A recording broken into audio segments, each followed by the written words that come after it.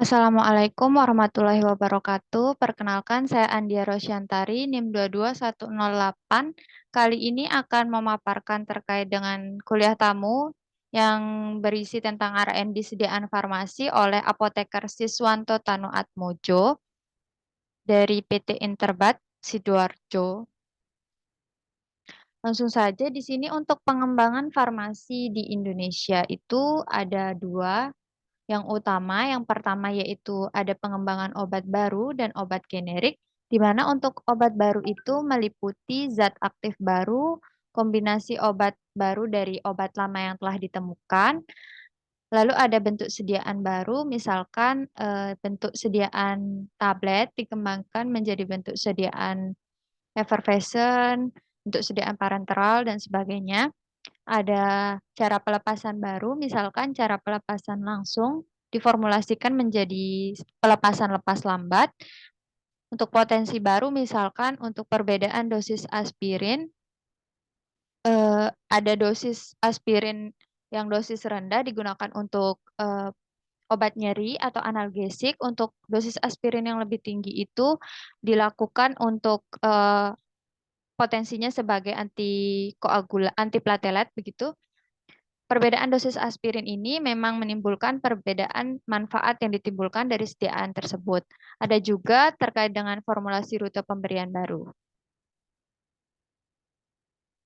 Untuk skema pengembangan obat baru di sini kita bisa lihat dari penemuan obat baru itu dari molekul yang baru dikembangkan zat aktif yang baru untuk dilakukan uji skala lab, uji non-klinik meliputi uji farmakologi in vivo dan in vitro, dan uji toksisitas akut, subakut, kronis, dan subkronis. Lalu selanjutnya setelah melalui skala lab dilanjutkan ke skala pilot, di mana skala pilot ini pengujiannya itu lebih besar atau subjeknya itu lebih besar. Nah, di skala pilot ini dilakukan uji klinik fase 1, fase 2, dan fase 3, di mana uji klinik ini tujuannya berbeda-beda dan populasi yang dibutuhkan untuk pengujian uji klinik ini juga berbeda. Selanjutnya dilakukan uji skala komersial atau uji klinik fase 4, di mana uji klinik fase 4 ini menguji terkait dengan toksisitas dari obat atau sediaan yang telah beredar di pasaran. Selanjutnya dilakukan pharmacovigilance.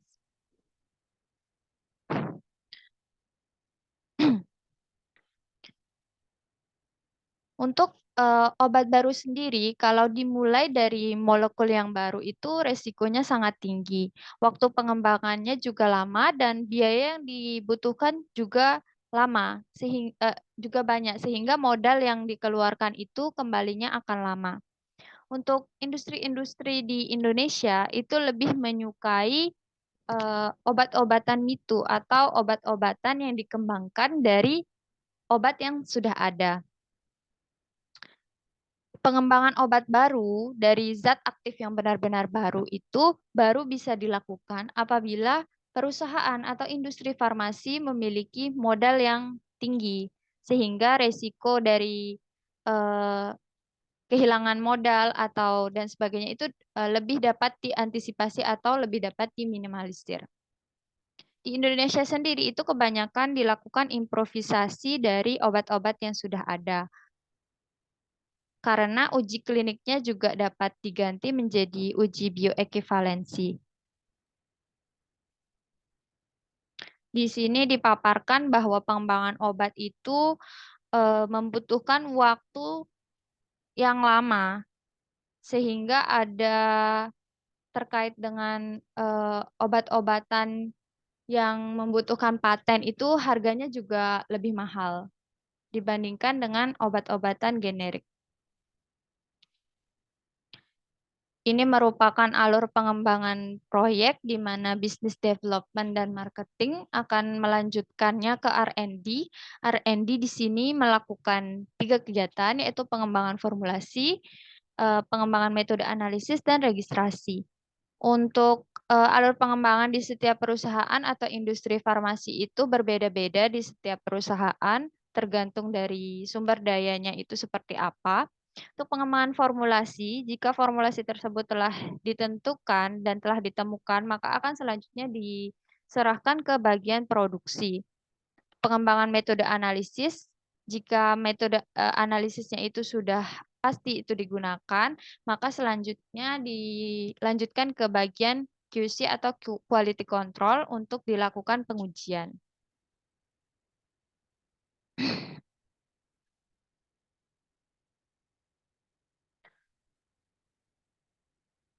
Alur pengembangan proyek di setiap perusahaan itu berbeda-beda. Misalkan di Interbat sendiri, business development dan marketing akan mencari produk mana yang prospektif untuk dikembangkan. Nah, usulan itu akan disampaikan ke bagian R&D untuk kemudian dievaluasi. Pengembangan formulasi itu bertanggung jawab mengembangkan dan mencari formula, mencari bahan baku yang sesuai, dan mengembangkan proses. Untuk pengembangan metode analisis itu mengikuti kompendial atau dapat juga mengembangkan dari metode internal, karakterisasi dan evaluasi dari pengembangan formula, melakukan karakterisasi dari produk yang ada untuk kemudian ditiru. Hasil pengembangan formula ini akan dikembangkan untuk diuji skala pilot, data-data dilengkapi, kemudian dilakukan registrasi ke BPOM. Untuk registrasinya itu sendiri, semua yang dituliskan atau yang diklaimkan itu harus sesuai dengan ketentuan-ketentuan yang telah dipersyaratkan oleh BPOM. Hasil pengembangan formula akan diteruskan ke bagian produksi untuk nantinya dibuatkan batch komersial. Hasil pengembangan metode analisis dilanjutkan ke QC untuk selanjutnya dilakukan pengujian batch komersial dari produksi. Kurang lebih seperti itu terkait dengan alur pengembangan proyek di industri farmasi. Ini merupakan ringkasan singkatnya di mana usulan yang tadi disampaikan oleh business development dan marketing dilanjutkan ke R&D untuk dilakukan persiapan dan pengembangan. Setelah produk jadi, selanjutnya dilakukan registrasi ke BPOM. Ini merupakan alur dari usulan yang tadi disampaikan oleh business development dan contoh paten yang telah dihasilkan di Interbat.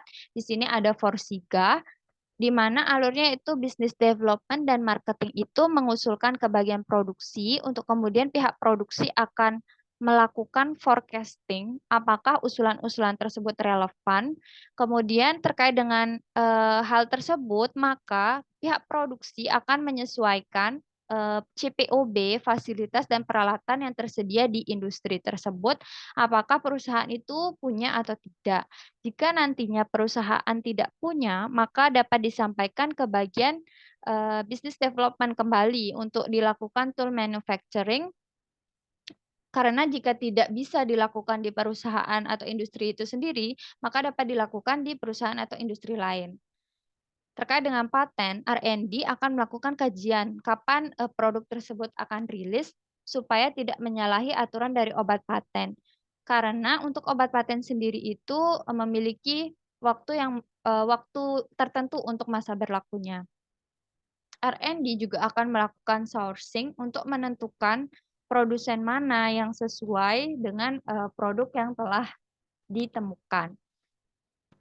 Selanjutnya dilakukan estimasi harga atau penentuan harga, kisaran berapa harga jual dari sediaan tersebut yang sesuai dengan pangsa pasar. Nah, ini merupakan cakupan pengembangan dari industri farmasi, di mana di sini ada formula. Setelah formula ditemukan, maka akan dilanjutkan dengan proses. Selanjutnya dilakukan validasi metode analisis dan kemasan. Kemasan di sini terkait dengan stabilitas dari sediaan yang telah ditemukan. Kemasan apa yang sesuai, yang kira-kira dapat menjamin stabilitas dari kemasan tersebut. Karena jika kemasan itu tidak sesuai, maka akan memengaruhi masa stabilitas dan masa expired date dari sediaan farmasi tersebut. Ya, ini alur pengembangan produk atau produk obat di mana raw materials atau bahan obat, zat aktif di sini kemudian setelah ditemukan, maka akan dilakukan manufacturing, ditentukan uniformity-nya dan compression force-nya tentunya untuk sediaan solid. Untuk final product-nya dilakukan pengujian particle size dan hardness, degradan level, dan sebagainya. Lalu setelah dilakukan uji-uji tersebut dilanjutkan ke biosay yang lain seperti uji stabilitas menggunakan HPLC, ada dissolution test juga, ada studi bioequivalensi. Untuk selanjutnya dilakukan uji bioavailability untuk menentukan tingkat keamanan dan efektivitas dari sediaan tersebut. Nah, di sini ada tahap peningkatan skala dari produksi sediaan di mana syaratnya sediaan tersebut tidak boleh lebih dari 10 kali dari skala sebelumnya. Misalkan untuk skala kecil di sini terkait dengan metode analisis tentatif, optimasi formula dan proses itu skalanya itu 1000 botol. Lalu selanjutnya dilanjutkan skala menengah untuk pengujian uji stabilitas bagian, validasi metode analisis, validasi pembersihan, dan evaluasi bahan kemas. Dilanjutkan dengan 10.000 botol. Nah, selanjutnya dilakukan uji skala pilot atau produksi untuk menentukan validasi proses, transfer teknologi, uji waktu tunggu, uji stabilitas, dan uji BE atau uji bioequivalensi menggunakan 100.000 botol. Sebelum melakukan formulasi, tentunya industri farmasi harus melakukan studi praformulasi, di mana tujuan dari studi praformulasi di sini yaitu untuk menentukan dasar rasional formulasi, bahan dipilih sesuai dengan sifatnya, supaya tidak ada interaksi dengan bahan-bahan yang lain. Lalu selanjutnya dilakukan tujuannya yaitu dasar optimalisasi kualitas dan kinerja produk obat, dan meningkatkan tingkat kesuksesan dan efisiensi formulasi produk. Jangan sampai nanti produknya sudah jadi, tapi ada sesuatu yang tidak sesuai dengan efektivitas dari sediaan tersebut. Sehingga uji praformulasi ini sebaiknya dilakukan di industri farmasi. Pengujian yang selanjutnya dilakukan yaitu terkait dengan sifat fisika bahan yang meliputi pemberian, ukuran, bentuk, luas permukaan partikel, polimorfisme, titik lebur, kelarutan, higroskopisitas, densitas, dan sifat alir. Terkait dengan ukuran, bentuk, dan luas partikel ini akan memengaruhi sifat alir, disolusi, bioavailabilitas, keseragaman kandungan, stabilitas, dan penampilan warna. Akan memengaruhi proses apa yang seharusnya dilakukan oleh industri tersebut dalam formulasi bahan. Di sini ada contoh dari perbedaan ukuran partikel. Di sini untuk yang sebelah kiri D90-nya 36,9 mikron, yang sebelah kanan itu D90-nya 273 mikron. Dilihat di sini bahwa perbedaan ukuran partikel menggunakan size analyzer itu menunjukkan bahwa akan berbeda terkait dengan volume pelarut yang digunakan untuk membasahinya. Karena sediaan atau ukuran partikel yang lebih kecil itu lebih mudah terbasahi oleh pelarut karena kontak antara partikel dengan pelarut itu lebih luas dibandingkan dengan sediaan yang ukuran partikelnya itu lebih besar.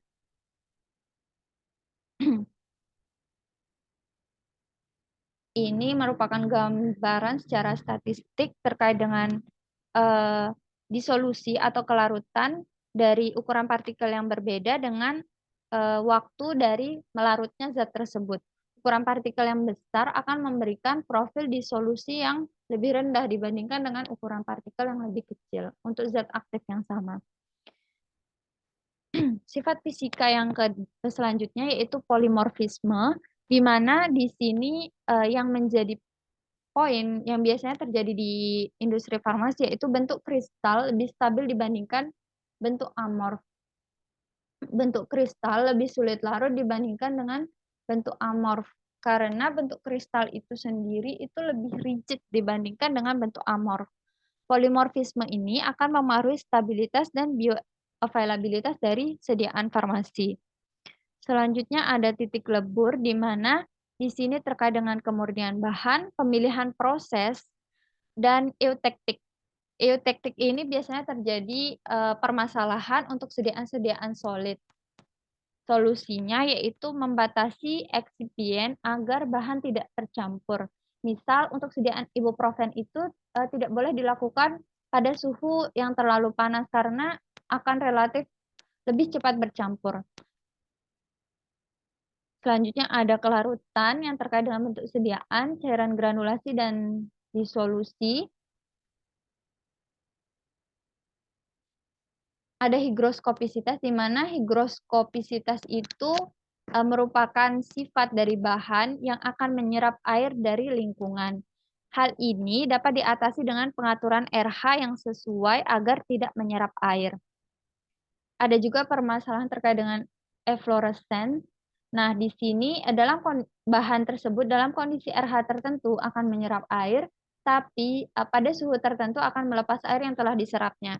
Sehingga untuk bahan-bahan yang seperti ini perlu diperhatikan terkait dengan RH dan suhu yang digunakan dalam proses formulasinya.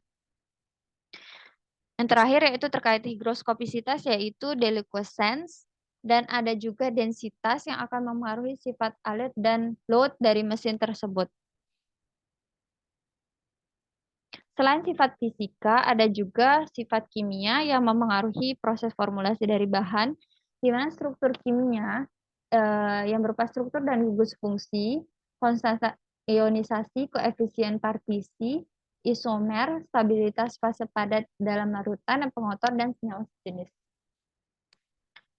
Struktur kimia ini dapat digunakan untuk memprediksi sifat kelarutan dan permeabilitas berdasarkan dengan fungsi pH dan memprediksi kerentanan dari stabilitas. Di sini contohnya ada salicylic acid dan diphenhydramin. Untuk konstanta ionisasi atau pKa merupakan kemampuan senyawa melepas proton dalam suatu pelarut dalam kondisi setimbang, di mana pKa ini dapat menggambarkan proporsi senyawa asam dengan senyawa basa. Jika pH sama dengan pKa, maka bentuk terionkan dengan bentuk tidak terionkan dari senyawa tersebut perbandingannya yaitu 1:1. pKa tidak bisa menentukan senyawa itu bersifat asam atau basa. Penerapan pKa di sini terkait dengan kelarutan sebagai fungsi pH, penentuan lokasi absorptif obat, pemilihan dapar, dan pengawet yang sesuai. Di sini ada ketentuan terkait dengan pemilihan pengawet, yaitu untuk sediaan peroral diberikan dalam bentuk asam, karena di sini untuk sediaan-sediaan oral itu akan lebih mudah digradasi jika dalam bentuk basa, sehingga untuk mencegah sediaan tersebut terionkan, maka harus diberikan pengawet yang berbentuk asam. Pengawet itu bekerja dalam bentuk tidak terionkan dengan kemampuan mendapar yaitu +-1. Nah, di sini ada contoh sediaan cefixim untuk suspensi oral, di mana pH dari cefixim itu antara 2,5 dan 4,5. Nah, untuk buffer atau pendapar yang sesuai untuk sediaan suspensi oral dari cefixim itu harus berada di antara rentang 2,5 sampai 4,5. Di sini yang paling sesuai yaitu citric acid karena kemampuan mendapar +-1, yang artinya citric acid ini mampu mendaparkan sekitar 2,1 sampai 4,1 yang masih berada di dalam rentang pH ini.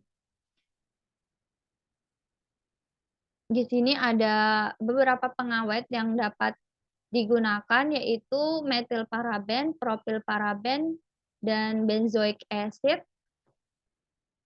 Untuk pengawet sendiri digunakan yang benzoic acid karena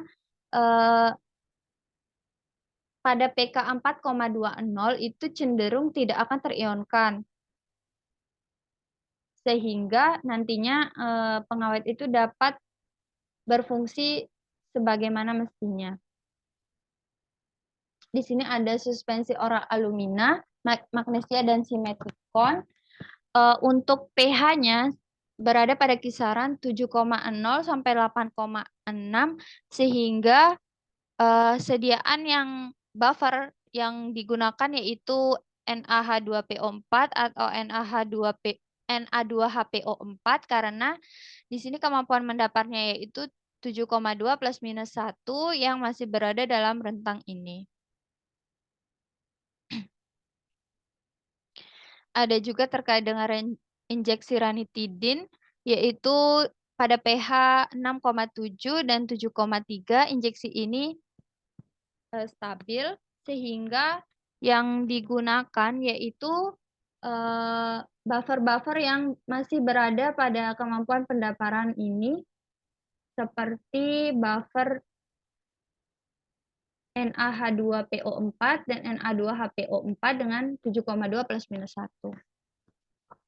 Selanjutnya ada koefisien partisi yang digunakan untuk memprediksi absorpsi, pengembangan sistem kromatografi. Sini ada perbandingan dari beberapa pengawet dan log N, di mana semakin panjang, di sini ada struktur ya, di sini semakin panjang dari strukturnya itu, maka sifatnya itu akan semakin nonpolar. Isomer. Isomer ini bisa berbeda dari segi farmakokinetik, farmakologi, dan toksikologi. Nah, ini merupakan kejadian yang harus dihindari selama proses formulasi, yaitu kejadian fotolisis atau terurainya senyawa oleh molekul cahaya. Fotolisis ini akan terjadi jika terjadi overlap atau tumpang tindih dari gelombang spektra serapan bahan dengan serapan cahaya, sehingga hal ini harus dihindari untuk mencegah degradasi dari senyawa atau bahan aktif. Ini menggambarkan stabilitas kadar tetes mata kloramfenikol, di mana ada persen kadar dengan lama penyimpanan itu digambarkan seperti ini.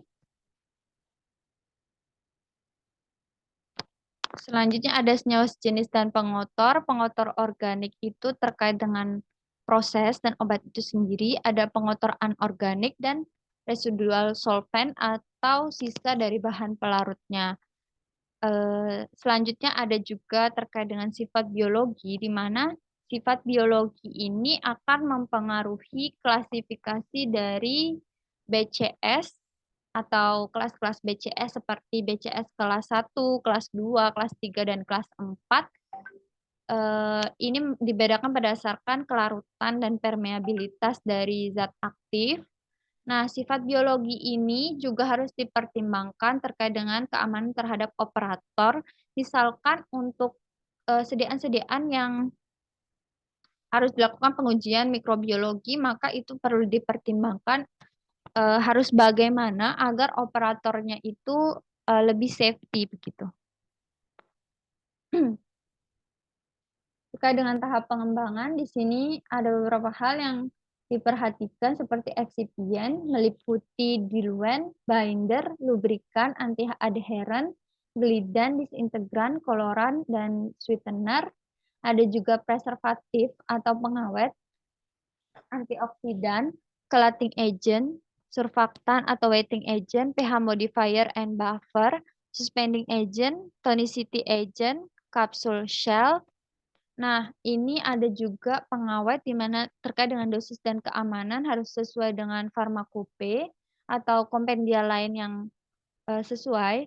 Diperlukan dalam semua jenis sediaan, ini tidak juga karena untuk sediaan-sediaan parenteral itu tidak menggunakan pengawet karena diperuntukkan untuk penggunaan single dose. Untuk tingkat efikasi juga tergantung pada struktur kimianya, kadar, sifat fisika kimia produk, terutama pH dan aktivitas air, jenis dan tingkat kontaminasi mikroba, desain kemasan, dan suhu penyimpanan. Untuk spesifikasi produk, harus sesuai dengan monografi Farmakope, yaitu Farmakope Indonesia, USP, BP, EP, JP, dan Farmakope lain.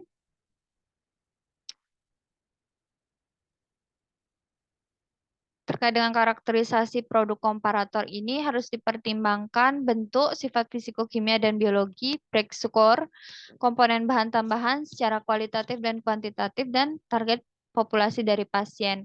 Untuk sediaan pediatrik harus diperhatikan secara benar terkait dengan tes masking. Karena di sini seperti yang kita ketahui untuk anak-anak itu lebih sulit untuk menelan sediaan yang pahit. Sehingga untuk tes masking sendiri itu sediaan pediatrik ini perlu ditambahkan eksipien-eksipien untuk pemanis seperti sorbitol begitu. Bentuk sediaannya juga harus dipertimbangkan, misalkan karena anak-anak itu lebih sulit untuk menelan tablet, kapsul, dan sebagainya, maka sediaan yang lebih dipertimbangkan yaitu sediaan-sediaan oral yang cair, seperti sirup, suspensi, dan sebagainya. Untuk overage, di sini harus diperhatikan container overage, manufacturing overage, dan stability overage, karena untuk mendapatkan takaran yang sesuai dengan yang diharapkan. Misalkan untuk takaran per botol, sirup itu diperlukan 60 mili. Jadi overage-nya itu harus diperhatikan untuk agar sesuai dengan 60 mili yang tersebut. Misalkan dengan penambahan-penambahan eksipien dan sebagainya. Untuk inkompatibilitas juga harus diperhatikan karena ini akan memunculkan puncak baru, penurunan atau hilangnya puncak indikasi adanya interaksi. Jika terjadi pencampuran, maka hal yang dapat dilakukan yaitu pemeriksaan secara double layer. Kemasan sediaan di sini dapat berbentuk blister, strip, botol, saset, tergantung dengan cara penggunaan dan tujuan penggunaannya. Untuk scale up-nya ada 3 jenis, yaitu geometrik, kinetik, dan dinamik. Sekian pemaparan dari saya. Semoga bermanfaat. Wassalamualaikum warahmatullahi wabarakatuh.